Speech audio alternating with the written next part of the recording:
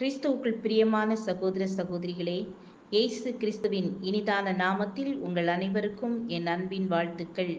இன்றைய தினம் உங்களுக்காக கொடுக்கப்பட்ட வேத வசனம் ஏசாயா 52 அதிகாரம் 12 கர்த்தர் உங்கள் முன்னே போவார், இஸ்ரவேலின் தேவன் உங்கள் பிறகே உங்களை காக்கிறவராய் இருப்பார். ஆம் என கண்பானவர்களே, வேத புத்தகம் நமக்கு அருமையான வாக்குத்தத்தமாக வருடம் முழுவதும் கர்த்தர் உங்கள் முன்னே போவார், மட்டுமல்ல பிறகேயும் உங்களை காப்பார் என்று தேற்றுகிறது.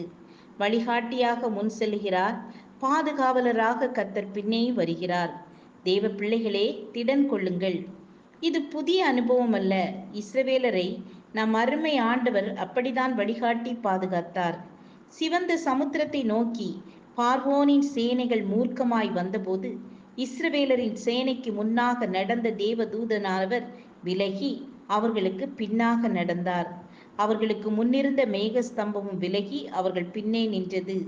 எகிப்தியருக்கு அது மேகமும் அந்தகாரமாய் இருந்தது, இஸ்ரவேலுக்கோ அது இரவை வெளிச்சமாக்கிற்று. ஆம் தேவ பிள்ளைகளே, கர்த்தர் உங்களுக்கு முன்பாக செல்கிறார் என்ற விசுவாசத்தோடு முன்னேறி செல்லுங்கள். கர்த்தர் உங்கள் கையின் கிரியைகளை எல்லாம் ஆசீர்வதிப்பார். இந்த தேவன் என்றென்றைக்கும் உள்ள சதா காலங்களில் நம்முடைய தேவன் மரண பரியந்த நம்மை நடத்துவார் என்று சங்கீதம் 48:14 வாசிக்கிறோம்.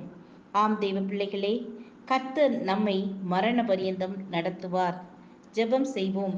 எங்களை நேசிக்கிறதான அன்பின் பிதாவே, உம்மை மனதார ஸ்தோத்தரிக்கிறோம். கர்த்தாவே, நீங்கள் எங்கள் முன்னே செல்வதற்காக உமக்கு ஸ்தோத்திரம். எங்கள் பிறகே எங்களை காக்கிறவராக இருக்கிறபடியால் உமக்கு நன்றி செலுத்துகிறோம். எங்கள் ஒவ்வொருவரையும் மரண பரியந்தம் வழி நடத்துங்க. இயேசுவின் நாமத்தில் பிதாவே, ஆமேன், ஆமேன். God bless you.